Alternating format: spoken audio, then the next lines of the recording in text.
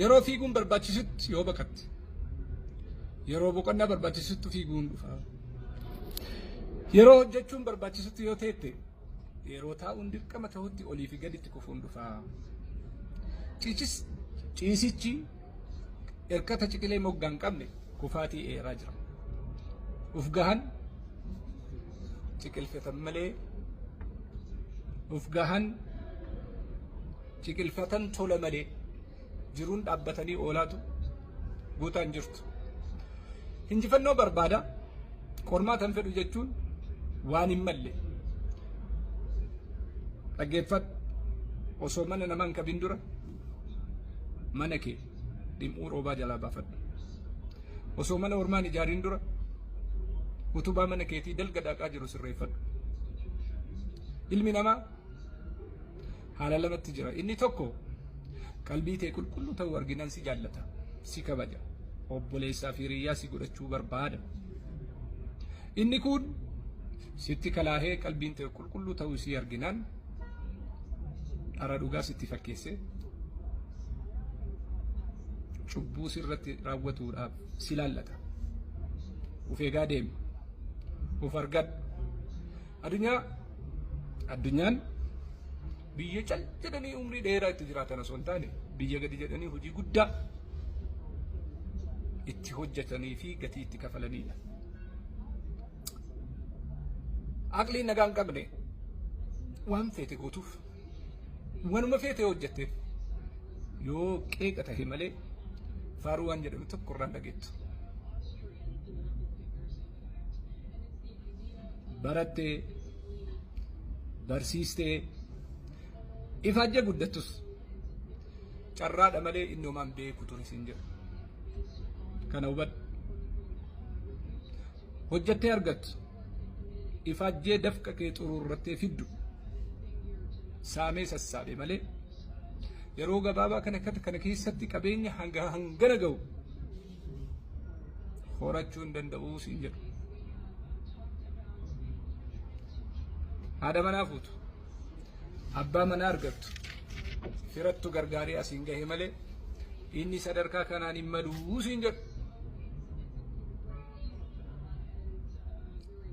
qabeenya hawaasummaadha jaalala ummataa horattu na argaaf namni itti fiiga malee inni sadarkaa kanaan ga'uu siin jedhu obboleessa uf argadhu aqliin ilma namaa bakka sadiitti qoodamtii jedhu hayyoonni aqliin gurguddoon waan gurguddaa irraa haasoftii seenaa irraa haasoftii hojii irraa haasoftii ijaarmaa irraa haasoftii jaalala irraa haasoftii tokkummaa irraa haasoftii obbolummaa irraa haasoftii kaayyoo irraa haasoftii tarsiimoo irraa haasoftii tooftaa irraa haasoftii galma irraa haasoftii karoora irraa haasoftii guddina irraa haasoftii tun aqlii gurguddoo jedhamti.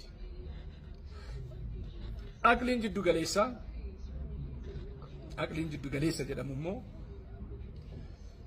nama irratti yaada kennaa oolti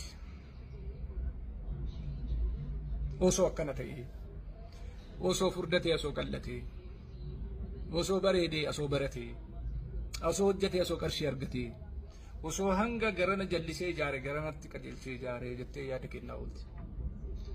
Aqliin xixiqqoon dhimma nama dhuunfaatiin qabamtee oolti. Isin xiqqoo waan taateef wanni isin irraa haasoftu isuma guddaa san irraa haasaa oolti jechaadha. Kan isii jira duru san irraa haasofti. Yoo nama ta'e namarraa, yoo seenaa ta'e seenarraa, yoo maal ta'e maalirraa kanumarraa haasawaa oolti dalagaan qabdu jechaadha. Hojiirraallee hin haasoftu, seenaarraallee hin haasoftu jechaadha. Kanaaf aqlii sadii keessaa eenyu wajjii imalaa jirtaa kee laalladhu. Nama gatii hin qabne bira ooluun gatii si kafalchiisaa beeki. Nama dhukkubsatee hin beeknetti dhukkuba kee hin himatin. Nama beela'ee hin arginitti beela garaa keetii ittiin argisiifatin. Kataa'aniif nama hin argine kaateef sin argu itti dhiisi. Jiruun ilma namaa kun wanni nama qormaattuuf akka jabaa ta'anii ol bahanii fi malee akka jalatti cabanii fi miti beek. obboleesso gatii ufii beekuun barbaachisaadha. Ilmi namaa muka miti kan gaaddisa godhanii jala taa'aa oolan, dhagaa miti kan sodduu fakkeessanii irra taa'aa oolan. Ilma namaati. Muka roga qabu bakka roga qabu dhaaban. Utubaa muka bareedaa, muka gaarii, muka humna qabu, ka xiinxanaan hin nyaanne manaan gad dhaabu. Nama bareedaa, nama kaayyoo qabu, nama keessa hawaasummaa keessa gadi dhaabu, nama gaarii ta'e. Biyyi lafti gaaraan beekamti, namni immoo hayyuu isaatiin beekama. Hayyummaan gaara ta'uu argisiisa. Abbaan ilmatti mammaakee ilma ka'u mucaa kiyya bara ati bareeda turte kiyyas turte nattu si taraa jedheen jira, nattu si caalaa. Mucaan waan jedheen abbaa kiyyaa zamana kee keessatti dhugaa sittu na caalaa, zamana kiyyatti nattu si caalaa jedhe. Mee akkamiin na caalta natti himi jedhe. Ati abbaa kiyya ati bar biyya kana keessatti gaaraa jedhe, ani immoo muka gaara gubbatti bahee kanaafin si caalaa. Caalmaa kee eeggadhu, bakka dhaabbattu laalladhu, daawwadhu. Osoo sin dubbisiin si bira darbuun gatii kee sitti himuudha beekadhu.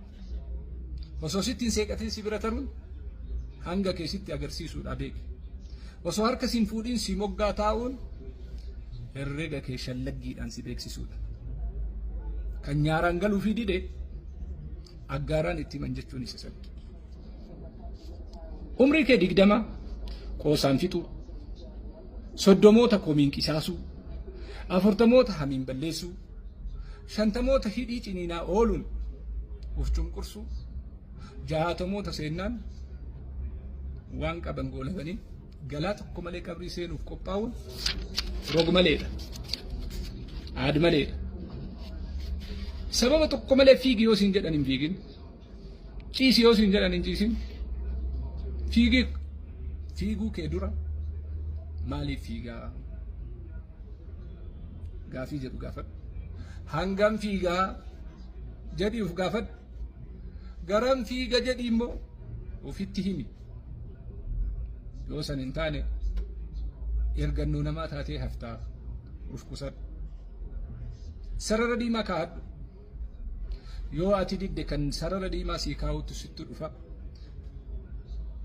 Uf dhaqqabi.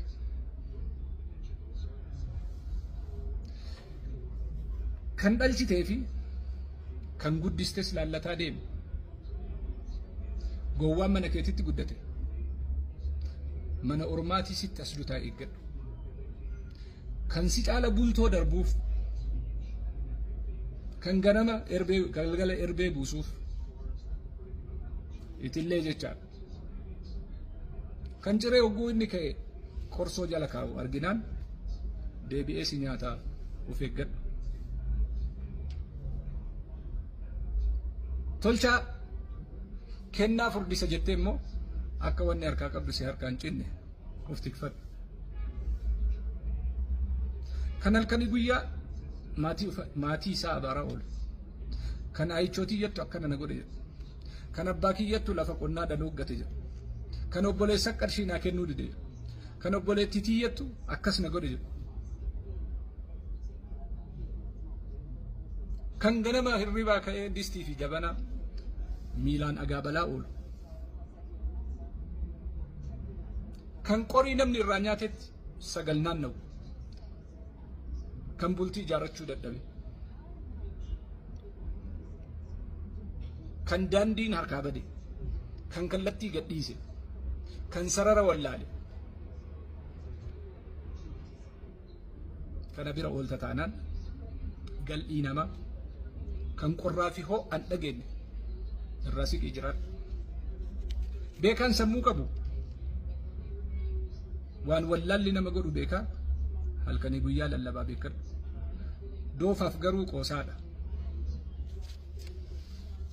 Dureessi aqlii qabu waan deegni nama godhu beekaaf qabeenya isaa olii fi gaditti facaasaa oolaa beeke. Doqni garuu na argaaf raabsa itti fakkaata. Waan lubbuu ofiitiin gammadu obboleessi ofii argachuun akka isa gammachiisu waan hin hubanneef itti koosa. Obboleessoo irra deebi'ee of argadhu. Eenyu akka taate of gaafadhu. Shallaggii kee baradhu. Madaala kee tikfadhu.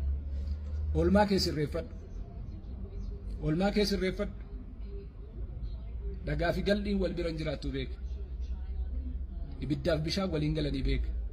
Ho'aaf qabbanni tokkoomi beeki. Beekumsaaf wallaalli tokkoomi beeki. Luynummaaf jagnummaan tokkoomi beeki. Gootummaan kaayoo qabdi, karoora qabdi, seera qabdi, aadaa qabdi.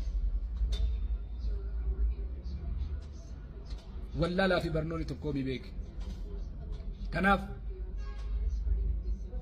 irraa nyaadhee waliin nyaannee naa hambistaa jechuun ufittummaadha.